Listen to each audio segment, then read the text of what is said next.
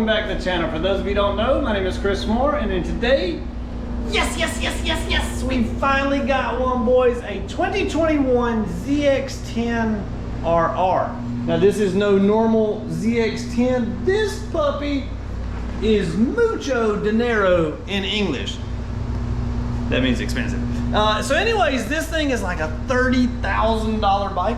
Hopefully his wife don't hear this. But anyways, we got this thing on the dyno. We're gonna see how it does and is it really worth the money over the normal ZX10R, which is a great performer, but it's $10,000 less money. Let me know in the comments below, what do you think about this thing? What do you think about spending $30,000 on a motorcycle? And did I mention this is his track bike?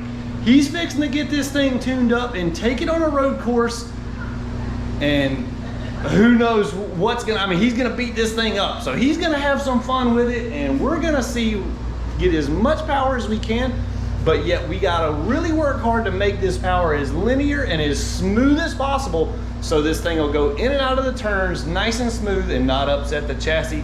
Stay with us, guys. Here we go.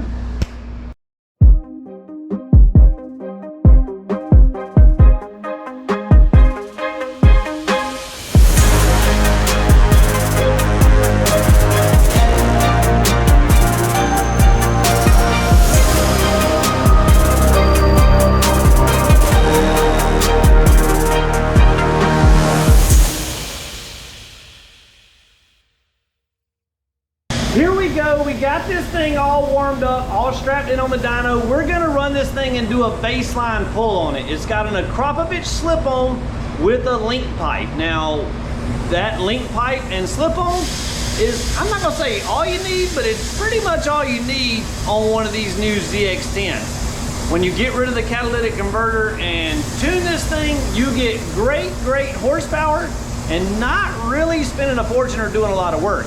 We've also done a few other things like the pair valve block off plates, which are gonna help smooth this thing out. The customer does not want any popping or backfiring or anything on decel, which you know from our other videos, we can tune in there if you like that sort of thing.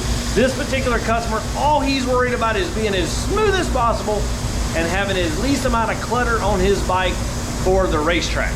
So let's see how this thing does. Remember, even though it's a $30,000 bike, it still has crazy restrictions in the ECU.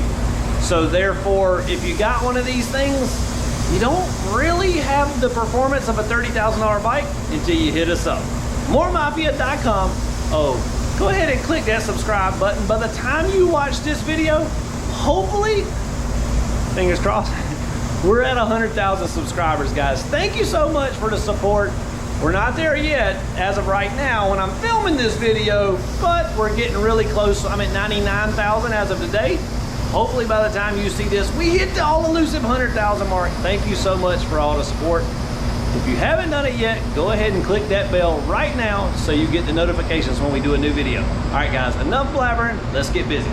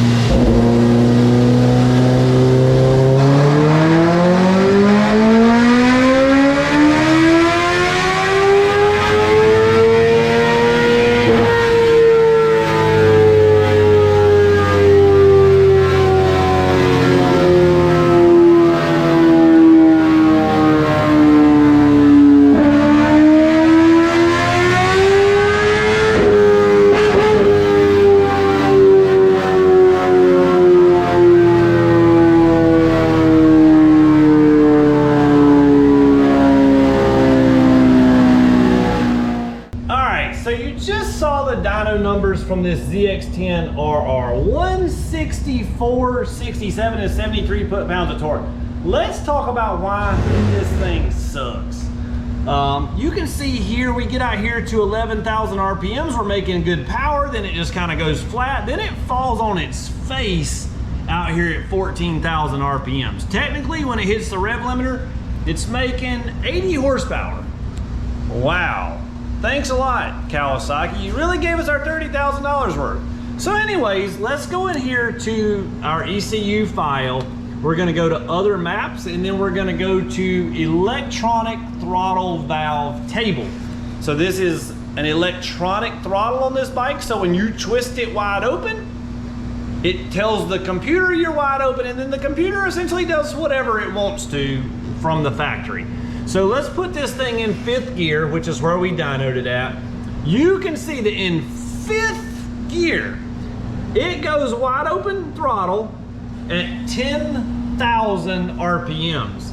It stays wide open until 11.5, and then at 12.5, we're back to 58% throttle, and at 14,000, we're at 25% throttle. Now, who buys a new bike and wants it to go back to 25% throttle at 14,000 RPMs? Come on, man. You can see pretty much the same thing in 1st gear. In 1st gear, when you whack this thing wide open, 8,000 RPMs, it's at 58% throttle. So anyways, we're gonna fix all this mess. We're gonna get rid of all that. Then we're gonna go in, we're gonna lower the fan temps. Computer dragging a little bit today. We're gonna open the advanced tables. We're gonna go in and lower the fan temps down, make them a little cooler. We're gonna disable the exhaust O2 sensor. We're gonna disable the exhaust servo because we don't wanna buy a servo buddy, there's no need. We're gonna disable the D-cell fuel cut.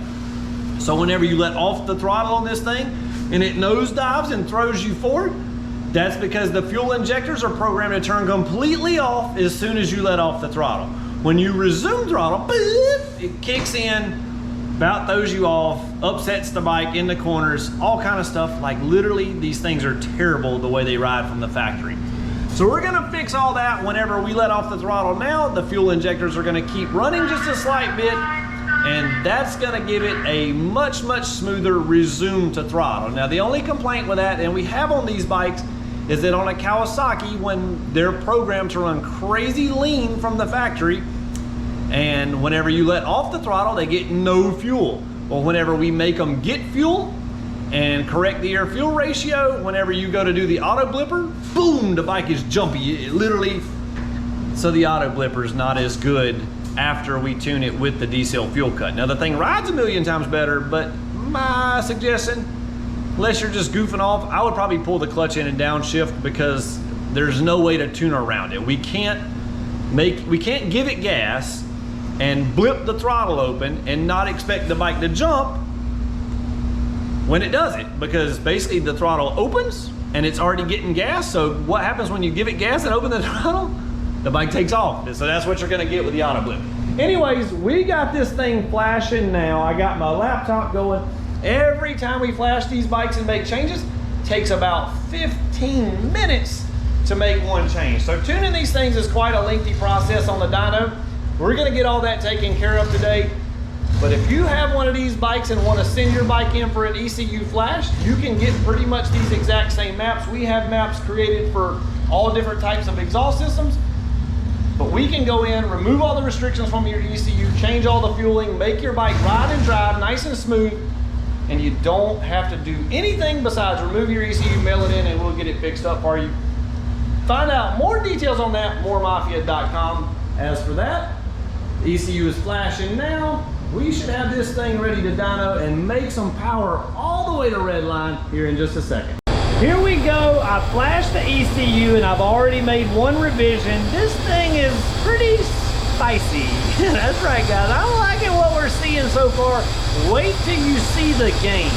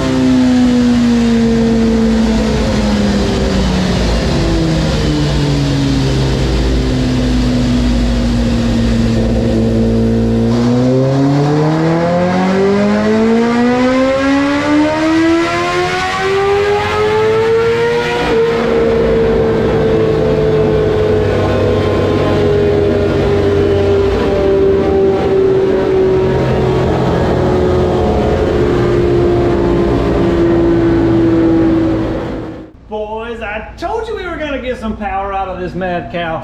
Anyways, 164 horsepower to a 193.35. Wow, talk about getting your money's worth out of this tune.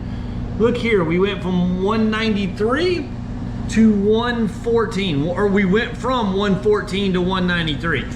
Now I'm not pretty good. I can't talk. Now I'm not too good at math, but that's a humongous gain. I just look at the pictures. Right here, 42 to 71, basically 30 foot-pounds of torque. You got a bike, you gotta hold it wide open, you gotta have that computer keep it wide open. Overall, huge gains on this thing. A must-have if you own a ZX10RR or even a ZX10. They're basically restricted the same way. Overall, this thing made about 3 or 4 horsepower more than a normal ZX10. Now you see here we got a pretty bad dip around 8,500 RPMs. If you do a full exhaust system, an aftermarket header, that dip goes away. Usually you can, that's where you see the gains. The 193, if you put a full exhaust on it, maybe you get 194. Like, it's not really a big difference in the upper high RPMs. In the low range, it does make a big difference with the full exhaust.